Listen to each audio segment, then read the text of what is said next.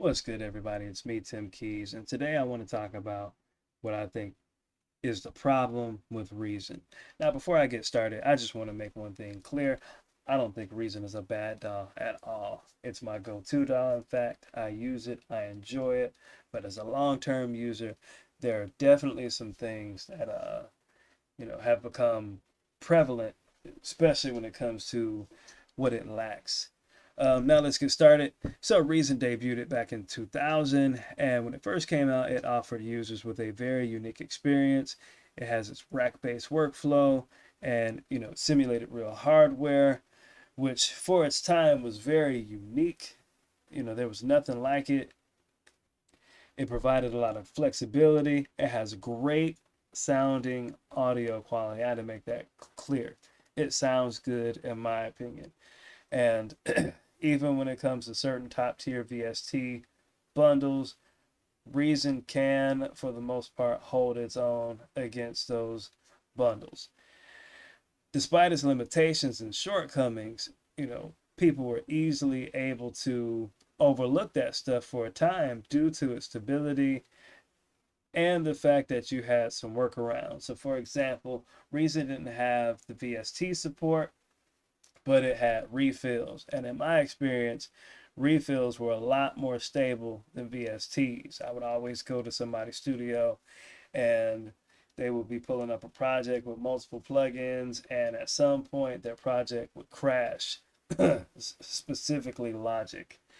Yeah, I didn't have that problem with Reason. Now, as time progressed, however, it definitely began to show its lack of innovation, in my opinion. Especially when it came to other DAWs that had similar starting points like FL Studio and Ableton. Ableton had the ability to support audio back as early as version 8, back in like 2008, 2009. FL Studio 5, aka Fruity Loops, had the ability to record instruments into the DAW back in 2006. And if I'm not mistaken, it had VST support. If they didn't have it in 2006, you still were able to record audio, which was, pretty cool in its own right, considering the fact that both of these DAWs, FL Studio and Ableton, were also kind of started off with a limited feature set. But FL Studio got the ability to record internally into the DAW 5 to 6 years earlier than Reason. Now, the problem with Reason is that it had been slow with its update cycle. And, it wasn't a bad thing per se, but over time, like when other DAWs kind of really had these features and things that you can do, Reason still kind of lacked a lot of those important features. Like it wasn't until 2011 that Reason was able to record audio internally with Reason 6, which in my opinion I thought was a good update. Um, but from Reason 6 to about Reason 8, you really didn't see a lot of improvements. It was kind of a slow process. Reason 7 was decent. It had the ability to, the sequencer, you had a lot of the features from Recycle that was kind of put into the sequencer itself. You could take your audio, record it, convert it into Rex files, and then throw it into the Rex loop player. So that was cool that they added that feature in the sequencer. Reason 8 by itself left a lot of people kind of disappointed. I remember people being upset that all they did was, add a couple of adjustments here and there to the visual presentation, the GUI basically, and some things with the sequencer, and they added some effects, your bass effect and your amp, which were actually replacements of two older effect modules that they had got rid of due to a discontinued partnership. So that was a problem. Reason 10 did quite well, in my opinion.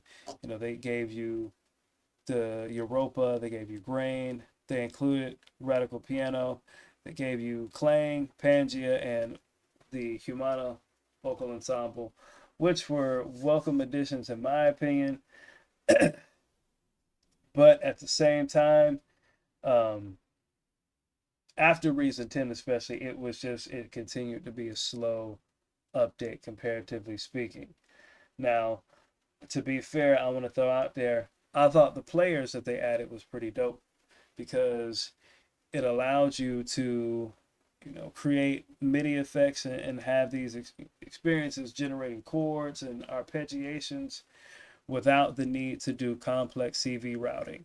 So I thought that was cool. And in some ways, they were, I won't say ahead of the curve, but definitely trying to catch the wave with the MIDI instruments and making it easier, not requiring the same level of routing as earlier plugins and earlier devices, especially like the mod matrix that they had early on. So that was good, but for the most part, it definitely was a slower update cycle compared to other DAWs.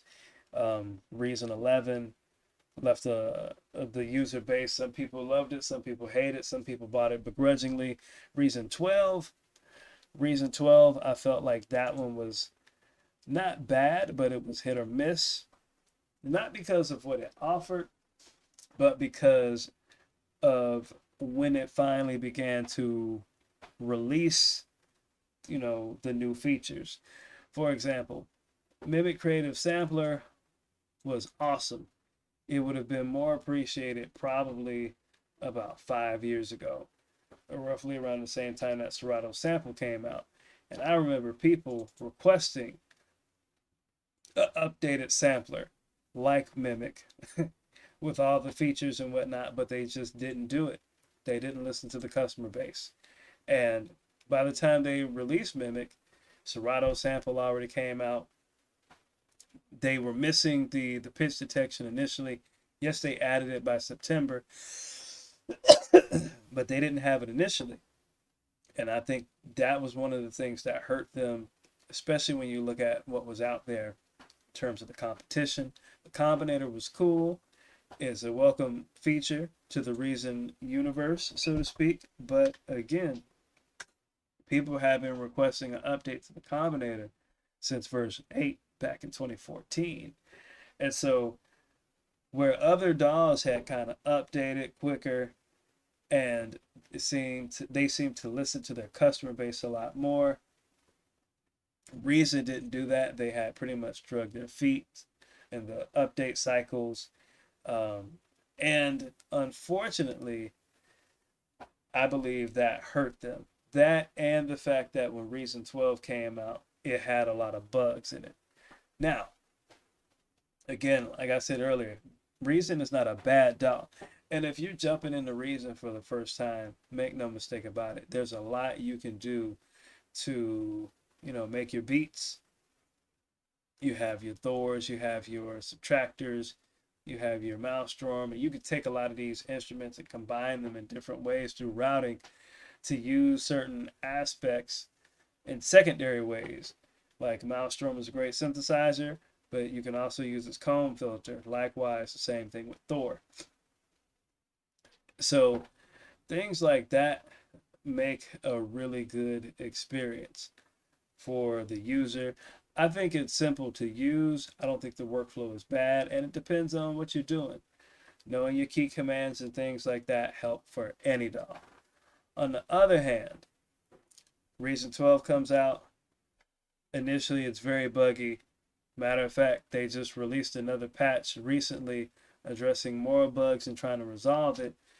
Meanwhile, no VST3 support. Yes, there are workarounds. Yes, we can use bridges and things of that nature.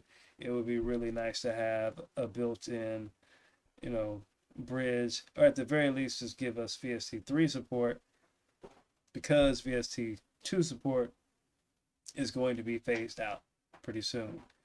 The price hike is not cool. It's understandable, but it's not cool when you're dealing with lots of bugs and you still haven't brought in the requested features that people are looking for.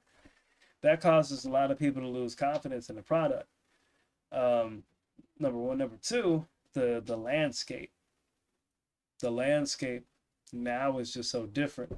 Again, as I mentioned earlier, Mimic is a welcome addition to Reason's, native experience. Like you don't have to get another DAW VST to chop up samples. This would have been better had it came out back in 2017, 2018, even 2019. I think this would have had a bigger impact. But because you already had a Serato sample, because you already had a momentum that came out that was free, and even now with Wave CR8, which is basically the same the same type of gadget as Mimic Sampler, it comes out and it's significantly cheaper with a very effective browser and good sounds built in to really showcase its power. It kind of defeats the need for a Reason user wanting to go up to version 12 if they got version 10 or 11. They could just get those third-party VSTs and go for it. Um, so yeah, I think in those respect that hurts them. The basically the slow updates. Reason 12 has a lot of bugs. The slow updates and the landscape has changed. Um, the landscape for buying VSTs, producing is now a lot more easy. It's a lot more affordable in a lot of ways. Um, where it used to be, you only had maybe one or two, you know, companies that might have released a certain product. Now you have multiple companies producing similar products that have an overlap in feature set, and they come in at various price points. And I think for a company like Reason, that hurts them because, yeah,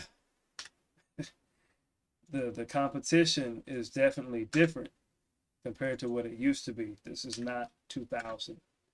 So that's all I got for today. Let me know what your thoughts are about Reason. Do you think it's a good DAW? Are you someone who's still using it? Are you someone that's moved on from it? Are you someone who just uses it as a plugin? Let me know what you think in the comment section.